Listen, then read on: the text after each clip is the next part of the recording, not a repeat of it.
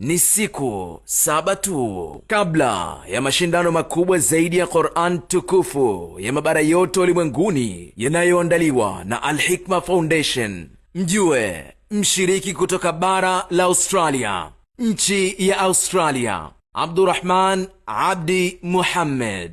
Qur'an ni ncha kwa ncha, bega kwa bega, mkono kwa mkono, mguu kwa mguu, hadi kwa Mkapa.